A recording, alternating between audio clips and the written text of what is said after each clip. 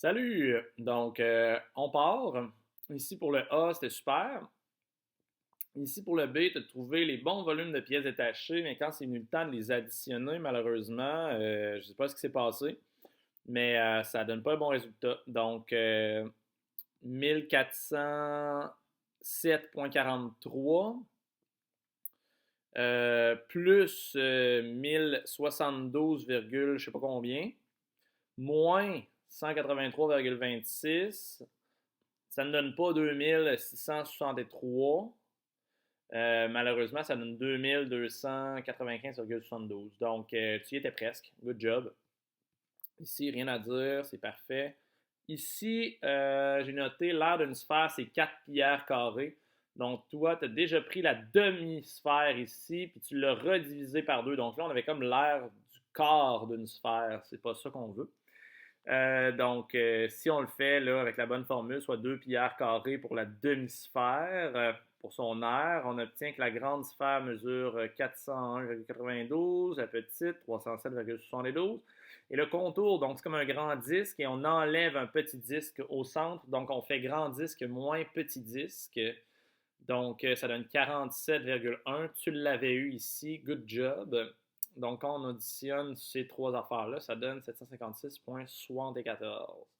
Petit truc là pour éviter les erreurs lors de la conversion d'unité ici pour le volume. Tu as la bonne réponse.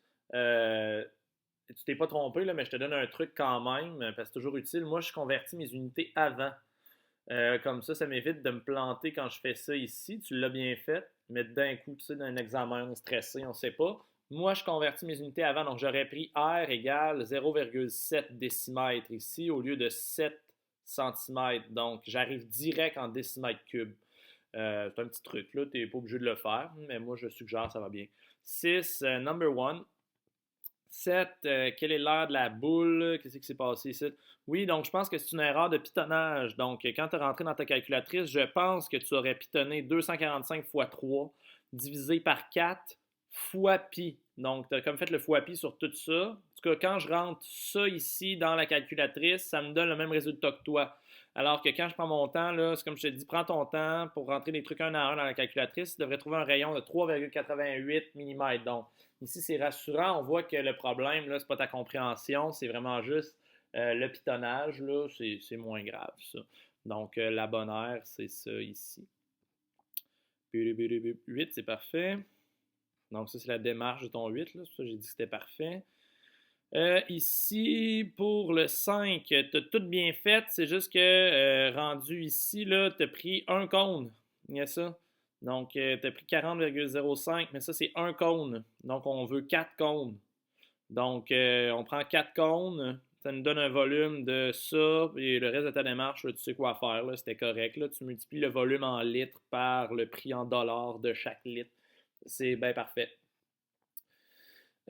Ici, bon, ça, c'est un numéro qui est un peu plus sport.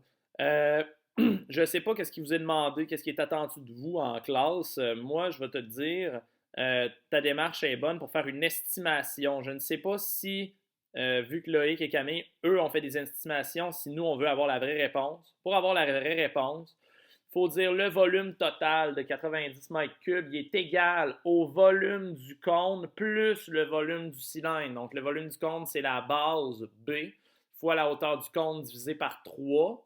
Donc, la hauteur du cône, c'est 3. Donc, fois 3 sur 3, ça fait fois 1. Donc, c'est juste la base du cône. C'est ça. Donc, ça nous donne ici, là, ça nous donnerait. Attends un petit peu. Je l'ai développé, là, je vais y aller étape par étape. Donc, volume du cône plus volume du cylindre. OK? Le B, c'est pi fois R carré. Le R carré, on ne le connaît pas. C'est ça notre inconnu. C'est ça que je cherche. J'ai développé ici aussi le B par pi fois R carré.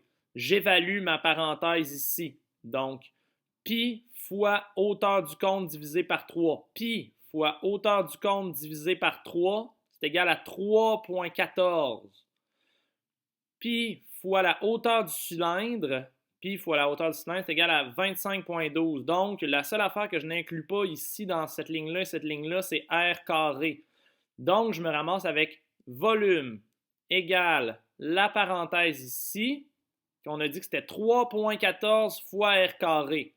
Plus la parenthèse ici, on a dit que c'était 25,12 fois R carré. Donc 3,14 plus 25,12, ça donne 28,26 R carré. Donc mon volume de 90, tiens, regarde, je vais le marquer ici, 90 égale 28,6 R carré. Je prends 90, je le divise par 28,26 et je fais la racine carrée. Je trouve que le rayon est égal à... excuse-moi, le rayon, le diamètre. Donc, je trouve R et je multiplie R par 2. Multiplie R par 2. Hein, on n'oublie pas parce que là, j'ai trouvé le rayon dans mes formules. Moi, je veux le diamètre. Donc, je trouve 3,569. Mais je suis parti ici, c'était des mètres cubes. Donc, j'ai utilisé des mètres tout le long. Donc, je trouve des mètres ici. Donc, je le convertis en décimètres. Le diamètre exact, c'est même pas une estimation, exactement 35,69 décimètres. Donc, Camille avait raison. Alors, voilà.